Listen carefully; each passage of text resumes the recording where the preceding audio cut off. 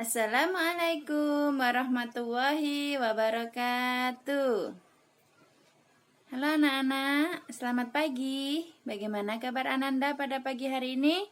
Bu Vera selalu berdoa Ananda sekeluarga di rumah selalu dalam keadaan sehat dan bersemangat dalam beraktivitas, terutama saat kalian belajar ya anak-anak. Nah, pada video pembelajaran kali ini, Bu Vera akan menyampaikan materi SBDP di tema 3.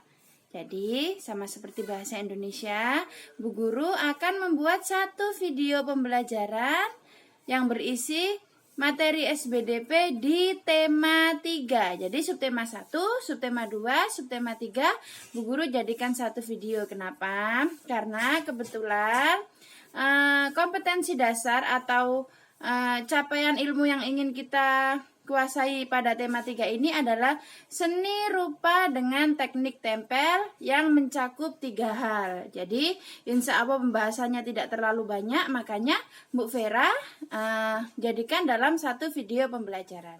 Baik anak-anak, seperti biasa sebelum kita mulai video pembelajaran kita, biar lebih semangat dan ilmunya berkah, mari kita membaca basmalah bersama-sama. Bismillahirrahmanirrahim. Baik, anak-anak, materi yang akan kita bahas adalah karya seni rupa teknik tempel. Karya seni rupa teknik tempel. Nah, terlebih dahulu Bu Guru akan menyampaikan pengertian tentang seni rupa. Apa itu seni rupa? Seni rupa adalah salah satu cabang seni yang menghasilkan atau yang membentuk karya seni berupa media yang bisa kita lihat dengan mata dan bisa kita rasakan lewat sentuhan atau diraba. Jadi hasil dari karya seni rupa itu nanti anak-anak, hasil karyanya bisa kita lihat, bahkan bisa kita pegang. Nah, ada bentuknya, ada wujudnya, itu ya seni rupa. Sedangkan pada tema 1 kemarin yang kita pelajari adalah karya seni tari yang hanya bisa kita lihat, tidak bisa kita pegang. Begitu ya anak-anak. Nah, karya seni rupa teknik tempel ini anak-anak, dalam proses pengerjaannya nanti adalah dengan menempelkan bahan-bahan yang terkait. Misalkan bisa menempelkan dengan lem atau dengan bahan yang lain ya. Nah, karya seni rupa teknik tempel dibagi menjadi 3 anak-anak. Nanti ada kolase, ada mozaik, dan montase. Nanti Bu Guru jelaskan satu persatu, tolong disimak ya, disimak boleh dari catatan kalian atau dari buku paket kalian. Bu Guru selalu membuatkan catatan karena Bu Guru berharap media pembelajaran Bu Guru berupa catatan dan video ini anak-anak bisa memudahkan kalian saat belajar di rumah.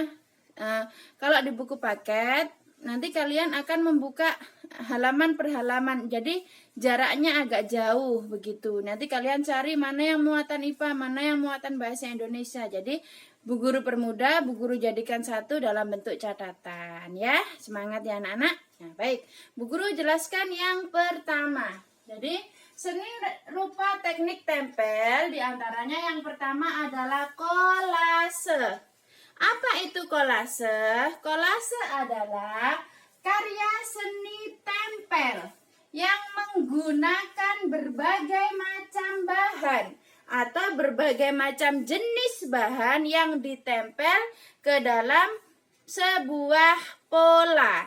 Sekali lagi, kolase adalah karya seni tempel yang menggunakan berbagai macam bahan atau berbagai macam jenis bahan ke dalam permukaan pola. Kolase anak-anak, diingat-ingat ya, dia terbuat dari berbagai macam jenis bahan dalam satu karya seni yang ditempel ke dalam sebuah pola. Nah, yang kedua adalah mozaik. Apa itu mozaik? Mozaik adalah karya seni tempel yang menggunakan kepingan atau potongan bahan kecil yang bahannya sejenis atau sama yang kemudian ditempel ke dalam sebuah pola. Ingat-ingat, kalau mozaik karya seni tempel yang menggunakan satu jenis bahan yang sama. Nah, sekarang Bu Guru akan membahas antara kolase dan mozaik dulu ya, montasenya sebentar. Jadi anak-anak, saat pembuatan kolase dan mozaik, langkah awal yang harus kalian buat adalah membuat sebuah pola. Nah, coba sambil Bu Guru menerangkan ini, kalian bisa memperhatikan buku paket kalian, dilihat cara membuat mozaik ada di buku paket kalian halaman 176 sampai 177 anak-anak. Nah, ini ya. Sudah disiapkan alat dan bahan, yaitu buku gambar. Kemudian di sini bahan yang digunakan adalah bahan buatan atau bahan olahan, yaitu kertas origami, kemudian lem. Nah, langkah yang pertama adalah mereka atau anak ini adalah membuat pola, anak-anak. Pola itu bentuk gambar awal atau gambaran kasar. Pola bisa disebut dengan sketsa juga boleh. Nanti yang akan ditempeli bahan-bahan kolase atau mozaik anak-anak. Nah, udah ditempeli seperti ini ya. Jadi begini. Jadi langkah awal membuat kolase dan mozaik adalah membuat pola. Ingat-ingat ya sayang. Nah, bahan-bahan untuk membuat kolase dan mozaik ada dua jenis anak-anak. Ada bahan alam, ada bahan olahan atau buatan.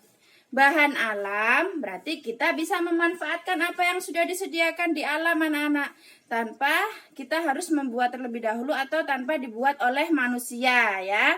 Contoh bahan alam adalah daun-daun kering, bunga kering, biji-bijian, ranting pohon, kerang-kerang kecil, kemudian kulit telur. Maaf ya, ini kulit telur bukan. Nah, kulit telur dan lain sebagainya, yang penting dia berasal dari alam. Kemudian bahan yang kedua yang bisa digunakan adalah bahan buatan atau bahan olahan. Bahan buatan di sini seperti potongan-potongan keramik atau kaca, kemudian kertas di sini bisa kertas origami atau kertas yang ingin kalian manfaatkan ya, boleh apapun. Kemudian kain juga bisa dimanfaatkan, misalkan kain flanel, kain perca. Kalau kain flanel insya Allah kalian ngerti ya anak-anak. Kalau kain perca itu biasanya kain sisa pembuatan pakaian. Nah, biasanya penjahit atau konveksi atau garment memiliki banyak sisa kain perca yang bisa kita manfaatkan, kita daur ulang menjadi bahan yang lebih berguna. Nah, salah satunya dimanfaatkan untuk membuat kolase atau mozaik. Nah, selanjutnya yang perlu diperhatikan dari kolase dan mozaik adalah kolase itu perpaduan dari berbagai macam bahan anak-anak. Perpaduan atau kombinasi atau gabungan dari berbagai macam bahan yang perpaduan itulah yang nantinya akan menghasilkan keindahan suatu karya seni rupa kolase. Sedangkan mozaik tadi kepingan, misalkan kita ambil contoh ya, kepingan kulit telur kan biasanya warnanya senada ya, misalkan putih atau coklat. Nah, kepingan kulit telur tadi anak-anak kita tempel pada pola yang sudah kita buat. Misalkan kita mau membuat kupu-kupu, membuat bunga atau membuat pohon misalkan ya, kepingan tadi kita tempel ke dalam pola kita, misalkan pola kupu-kupu, kemudian sudah tertutupi semua polanya. Nah, agar semakin menarik, kita bisa mewarnai pola tersebut anak-anak. Jadi pola kupu-kupu yang sudah kita tempel kepingan kulit telur tadi kita warnai, misalkan sayapnya ingin warna apa, bagian tubuhnya warna apa, bagian kepalanya warna apa. Nah, agar terlihat lebih menarik, gitu ya sayang ya. Jadi kalau kolase itu keindahannya biasanya bisa kita lihat dari perpaduan berbagai macam jenis bahan. Kalau kolase, kalau mozaik keindahannya bisa kita lihat dari kreativitas kita mewarnai kepingan-kepingan bahan tadi biar terlihat lebih indah hasil karya seni rupa mozaik kita. Nah, selanjutnya karya seni rupa teknik tempel yang ketiga adalah montase. Montase. Kenapa Bu Guru menjelaskannya agak terpisah antara kolase dan mozaik? Karena kebanyakan anak-anak ya, antara kolase dan mozaik itu agak susah dibedakan. Tapi kalau montase itu jelas berbeda dengan kolase dan mozaik ya. Makanya Bu Guru jelasannya tidak disamakan antara kolase dan mozaik. Nah, montase adalah, mohon maaf ya nak ya, Bu Guru kok keliru terus, mohon maaf ya, sekali lagi. Montase adalah karya seni tempel yang mengkombinasikan atau menggabungkan gambar-gambar jadi dari berbagai sumber dengan gambar jadi yang lainnya yang ditempel dalam satu bidang menjadi satu kesatuan karya seni yang baru. Sekali lagi dengarkan Bu Guru. Montase adalah karya seni tempel yang mengkombinasikan atau yang menggabungkan gambar jadi dari berbagai macam sumber digabungkan dengan gambar jadi yang lain ke dalam satu bidang menjadi satu kesatuan karya seni yang utuh. Berbeda ya. Jadi di sini yang dimaksud dengan sumber yang lain itu maksudnya begini anak-anak. Gambar jadi itu bisa kita dapat dari majalah bekas, koran bekas, komik bekas, atau buku-buku yang sudah tidak terpakai. Atau kita juga bisa memanfaatkan media gambar cetak. Tapi kalau media gambar cetak, kita masih harus mengeluarkan biaya untuk mencetak gambar ya. Sedangkan kalau kita memanfaatkan barang bekas, misalkan majalah bekas, buku cerita bekas, komik bekas, nah insya Allah itu sudah tidak bayar lagi. Kita kan bisa memanfaatkan buku-buku lama kita atau buku-buku lama saudara kita ya. Nah jadi montase itu anak-anak yang diambil adalah gambar-gambar tertentu yang ada pada, misalkan pada majalah itu ya. Nah gambar-gambar tertentu yang kita ambil itu tergantung tema yang kita pilih dalam montase kita anak-anak. Misalkan nih kita mau memilih tentang temanya ya, misalkan hutan tempat tinggal hewan. Berarti kita mengambil pohon-pohon, mengambil gambar rumput-rumput, mengambil gambar bunga, atau mengambil gambar hewan-hewan dari berbagai macam sumber tadi anak-anak. Bisa dari majalah, bisa dari koran bekas, bisa dari buku bekas. Kita potong bagian yang kita inginkan. Misalkan nih, hewan ini, hewan itu kita ngambil dari majalah ini. Pohon kita ambil dari buku cerita ini. Kemudian misalkan ada gambar burung, ada gambar matahari, kita ambil dari komik ini. Kemudian kita rangkai menjadi satu karya dalam satu bidang, dalam satu buku gambar kita rangkai, kita susun sedemikian rupa sehingga sesuai dengan tema yang kita inginkan. Nah itulah yang disebut dengan montase. Jadi kalau kolase dan mozaik kita harus menyiapkan pola terlebih dahulu, tapi kalau montase kita tidak membuat pola anak-anak. Jadi kita tinggal menempelkan gambar jadi ke dalam suatu permukaan bidang gambar kita sesuai dengan tema yang kita inginkan. Jadi kalau montase itu lebih kita harus lebih berusaha untuk meningkatkan atau memunculkan daya kreativitas kita sehingga hasil montase kita lebih baik. Begitu ya sayang ya. Apa itu kolase, mozaik, dan montase. Nah sekarang Bu Guru akan menjelaskan persamaan dan perbedaan kolase, mozaik, dan montase. Coba, tadi di setiap penjelasan Bu Guru selalu menyebutkan pengertian kolase, mozaik, dan montase. Nah, pengertiannya selalu Bu Guru awali dengan karya seni tempel. Berarti itulah persamaan ketiganya sayang. Baik kolase, mozaik, montase, persamaannya adalah sama-sama karya seni tempel. Yang cara menggunakannya harus menempelkan bahan-bahan ke dalam media atau bidang gambar kita. Itu persamaannya ya. Kolase, mozaik, montase sama-sama karya seni tempel yang cara membuatnya adalah dengan cara menempel bahan.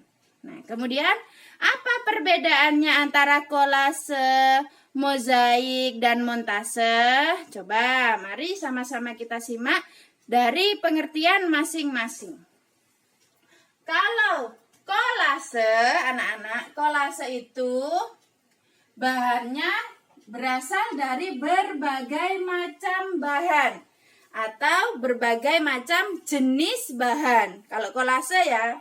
Kalau mozaik, dia bahannya adalah sejenis. Jadi misalkan ada perintah, ayo anak-anak buatlah sebuah mozaik dari biji-bijian. Maka yang kita gunakan adalah hanya biji-bijian. Tapi kalau kolase kita bisa menggabungkannya. Misalkan biji-bijian kita gabung dengan bunga kering, daun kering, atau ranting, itu bisa. Tapi kalau mozaik tidak bisa anak-anak. Karena mozaik itu hanya menggunakan satu bahan saja. Itu ya. Kemudian kalau montase. Kalau montase bahan yang digunakan jelas berbeda antara kolase dan mozaik anak-anak. Karena montase adalah bahan yang digunakan berupa gambar jadi dari berbagai sumber, misalkan koran, majalah, komik, dan lain sebagainya. Itu ya perbedaannya berdasarkan dari bahan yang digunakan. Kalau kolase hanya menggunakan satu jenis, kalau kolase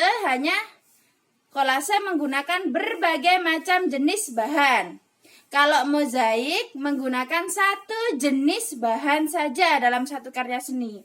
Sedangkan montase menggunakan gambar jadi dari berbagai macam sumber, misalkan dari koran, dari majalah bekas, atau dari komik bekas. Nah, begitu ya anak-anak. Kolase, mozaik, dan montase. Nanti dengarkan baik-baik penjelasan Bu Guru sambil dibaca catatannya. Insya Allah anak-anak akan mengerti, akan paham perbedaan dan persamaan ketiganya. Nah, kalau kita sudah mempelajari mengenal tentang seni rupa teknik tempel, kemudian kalau kita ditugaskan untuk membuat karya seni tempel, sudah kita buat di kelas, misalkan anak-anak, kemudian selanjutnya adalah kita belajar membuat pameran. Apa itu pameran? Pameran adalah kegiatan yang dilakukan untuk menyampaikan ide atau gagasan melalui karya seni rupa yang kita buat sehingga dapat diapresiasi oleh banyak orang anak-anak. Nah, jadi kalau dalam sebuah karya seni tari yang dilakukan namanya pementasan anak-anak. Diingat-ingat ya, jangan lupa kalau dia karya seni tari itu pementasan. Jadi pertunjukan berupa karya seni tari yang disaksikan untuk menghibur banyak orang. Pementasan ya kalau karya seni tari. Tapi kalau karya seni rupa adalah pameran. Jadi kita dapat melihat bendanya, dapat kita rasakan, dapat kita sentuh. Pameran adalah kegiatan yang dilakukan untuk menyampaikan ide atau gagasan melalui karya seni rupa yang dapat kita apresiasi oleh banyak orang melalui penglihatan dan kita rasakan. Nah, masih ingat ya pengertian apresiasi? Apresiasi itu penilaian terhadap sebuah karya seni yang berupa objek yang dinikmati dengan melihat dan merasakannya. Nah, apresiasi ini, orang yang melakukan apresiasi disebut apresiator. Nah, bagaimana cara kita membuat apresiasi sederhana? Misalkan di kelas kita mengadakan pameran hasil karya seni rupa kelas 4B. Misalkan ya, ada yang membuat kolase, ada yang membuat mozaik, ada yang membuat montase. Nah, kita bisa memberikan apresiasi itu dengan sejujur-jujurnya, dengan sebenar-benarnya. Kita bisa memberi tanggapan apresiasi itu anak-anak. Jadi berupa tanggapan, berupa komentar yang positif. Tujuannya agar saat kita memberi komentar tadi, komentar yang positif tadi, harapannya saat ada membuat kegiatan kolase atau montase atau mozaik nanti, hasil karya teman kita jadi lebih baik. Contohnya begini ya. Wah, bagus sekali karya seni rupanya. Siapa ya? Karya seni rupanya Dira misalkan. Tetapi harusnya biji yang ditempel pada kolase Dira harusnya lebih beragam, pasti lebih bagus. Nah, misalkan begitu ya. Jadi, cara penyampaian apresiasi itu melalui komentar yang positif. Tujuannya agar si pembuat karya seni kolase tadi dia lebih percaya diri dan memperbaiki kekurangannya. Begitu ya, anak-anak. Nah, tadi kan pameran itu tujuannya untuk menyampaikan ide atau gagasan melalui karya seni rupa yang kita buat agar diapresiasi oleh orang lain ya anak-anak. Nah, sekarang apa sih tahapan-tahapan atau langkah-langkah yang kita buat untuk menyiapkan suatu pameran? Nah, pameran anak-anak meskipun tingkatannya hanya dalam kelas atau misalkan di dalam tingkat sekolah, perlu adanya suatu langkah-langkah. Nah, yang pertama adalah persiapan. Saat persiapan pameran yang harus dibentuk pertama kali adalah kepanitiaan pameran. Nanti siapa ketua pamerannya, siapa sekretarisnya yang mengurusi surat menyurat atau informasi lainnya, kemudian bendahara dan seksi-seksi. Ada seksi acara, ada seksi yang bagian dekorasi menghias ruangan, ada seksi konsumsi yang menyiapkan makanan dan minuman dan lain sebagainya. Tahap yang kedua adalah tahap pelaksanaan. Nah, tahap pelaksanaan ini adalah tahap di mana pameran itu dilaksanakan anak-anak. Nah, pada saat pelaksanaan yang paling sibuk nanti adalah seksi acara karena harus membawa acara pameran itu dari awal sampai dari selesai. Misalkan diisi dengan sambutan ketua panitia pameran, kemudian sambutan dari dari pihak sekolah, misalkan kepala sekolah, guru kelas atau guru seni yang ingin memberi sambutan. Kemudian misalkan mau diisi dengan hiburan-hiburan baca puisi atau hiburan-hiburan yang lain. Kemudian biasanya acara intinya adalah semua boleh melihat hasil karya seni rupa dan mengapresiasinya. Kemudian tahap yang ketiga atau tahap yang terakhir adalah evaluasi. Nah, evaluasi ini anak-anak harus diikuti oleh pihak-pihak yang ikut dalam pameran tersebut. Evaluasi ini tujuannya untuk menilai tingkat keberhasilan atau kekurangan kegiatan pameran anak-anak. Jadi kalau berhasil berarti alhamdulillah besok pamerannya supaya lebih baik lagi. Tapi kalau ada kekurangan bisa disampaikan dengan baik agar di kemudian hari jika ingin menyelenggarakan pameran lagi, pamerannya dapat berjalan dengan lebih baik. Nah, demikian ya pembahasan Bu Guru tentang karya seni rupa teknik tempel. Nah, pembahasan semua itu tadi adalah materi bahasan yang ada di tema 3. Jadi, nanti kalian bisa dengarkan dengan bersantai di rumah, dengan makan cemilan-cemilan yang sehat, minum air putih yang banyak, boleh dengan bersantai ya. Jangan tergesa-gesa, kalau berhenti di pause dulu. Kemudian sudah siap lagi dilanjutkan lagi. Begitu ya anak-anak. Nikmati belajar di rumah kalian, manfaatkan waktu senggang dengan hal-hal yang positif, dengan baca buku, dengan mengerjakan hobi, dengan membantu orang tua, dan lain sebagainya. Jangan gunakan waktu senggang kalian ini banyak-banyak untuk main HP ya anak-anak ya. Mohon maaf sekali, meskipun kalian memiliki kesempatan untuk bermain HP lebih, kalian yang bisa mengontrol diri kalian. Jangan gunakan HP untuk